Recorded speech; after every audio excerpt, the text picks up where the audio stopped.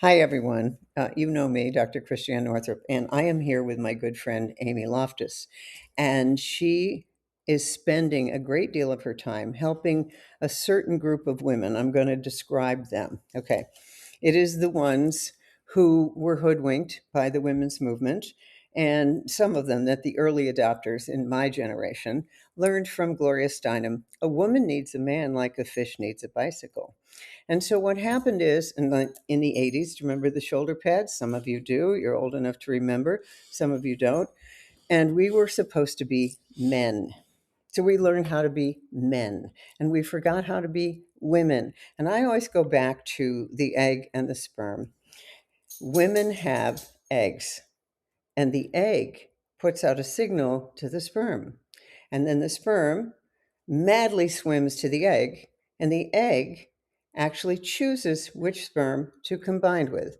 Then what she does is there's enough repair stuff in the egg of the female to repair any An little upgrade. defects in the sperm.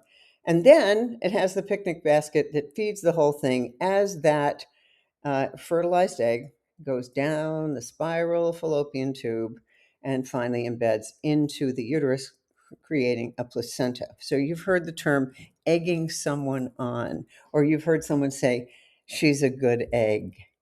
Well, Amy is a good egg, and she teaches women how to be good eggs because here's the big secret, ladies, it's not really fun to be at the top of your game alone in a lonely bedroom with nobody there, no children, no family, but hey, you're the employee of the year. And that's sort of the big secret that the women's movement kind of overshot. Amy was a singer songwriter in Nashville. She went all around the place in a van, writing songs and understanding what that single career driven life looks like. And I'm not saying you don't want to do that. I'm saying that you also want to spend time nurturing relationships. So, Amy, if you could tell us who your ideal client is, how you work, and you were talking to me about the four things that you want women to know. You know, we talked about feng shui, so let me give you a little tip.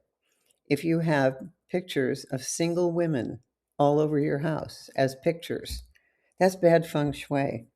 So, what's the Well, first thing you would say to women? the women I'm looking for are Mm, willing women, yeah. and actually women who are willing to put their or ready to put their sense of desperation with me, so that it becomes a gift instead of taking desperation onto a date. I heard because the gift of desperation is when you get to the end of your rope and you're willing to change and you're willing to do anything that you possibly can to control what you can and change what you can and let go of the rest. So in your introduction, I heard you say signal. I heard you say wait, like the egg waits. Yep. So women, we have been trained. By the way, Gloria Steinem is enjoying her marriage as we speak. So She is. yeah, Is she married yeah, now? Another marriage? she got married. She still married to the same person? He died. Oh, sorry, I didn't realize that. Okay, she's a widow. But anyway, Yeah. she did end up getting married. She did and was very happy. And And I she was felt happily married for terrible. many, many Yeah, years. And terrible when he so died. all these women are walking around saying, I'm becoming the man that I wanted to marry. That was another one of her Yeah, slogans. yep. And, you can't sleep with a pointy achievement award from your corporate job. And that pointy achievement award is not going to visit you when you're old either. So what does this mean? And it's kind of like turning a whole big cruise ship around. It Yeah. doesn't happen overnight. It takes a while, but it's restoring womanhood and restoring feminine energy and feminine instinct. So that means, yes, you're going to cross the room if you're at a networking event and you want to sit across the boardroom table from a man and make a deal, but you're not going to cross the room and initiate a conversation with him if you wish to be a feminine follower in love and wait and allow and receive. So that means you're going to signal him with your eyes and your smile not like the resting bee face that everybody talks about, which it's easy to do, especially if you're nervous about flirting, but you really got to make sure you smile and signal him and allow and wait for him to come over. And what you're doing is that, like the description of the upgraded egg, you're actually upgrading your peers, your opposite sex peers who are also affected by this, because the gender confusion is contagious. And so men are waiting and women are leading, and it's discombobulated. Yes. And it doesn't really work in the end because it's against our biological natures. So I'm not saying that women cannot activate their masculine energy in the workplace and in their vision for their own life. And yes, occasionally in your relationship it will emerge, but it is not first. You're not leading with your masculine energy and your masculine bravado to go out and do and I think and I want over a relationship. Do that with your career.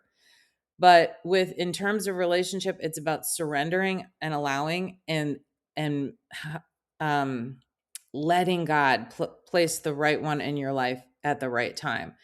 And I know that sounds like a platitude or a slogan, but it's actually a very involved process Yes. that happens one day at a time. And things emerge that you can change, that you can examine and are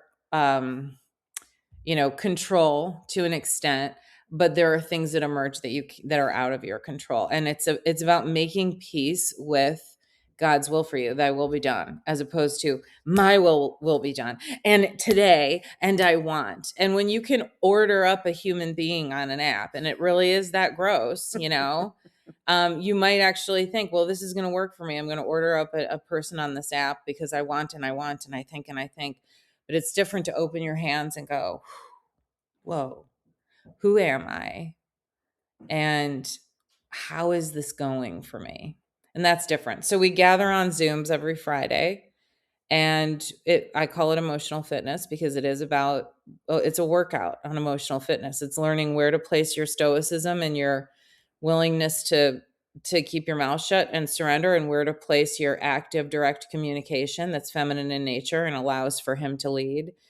And we just talk about all kinds of things. And within the membership that is that those Zooms are a part of, and it's all on my website, amyloftus.com. There's tons of tools in that membership and videos that you can watch. And it's really about repeating the solution to yourself and listening to the videos because they're over and over because they're full of the solution. And it will help you to fight the pervasive messages of the culture and start to recover and remember things that you already know. I'm just here to remind you what they are and how much they belong in your life, especially if you wish to be in a loving, emotionally intimate, romantic relationship. Which most women do. Yeah.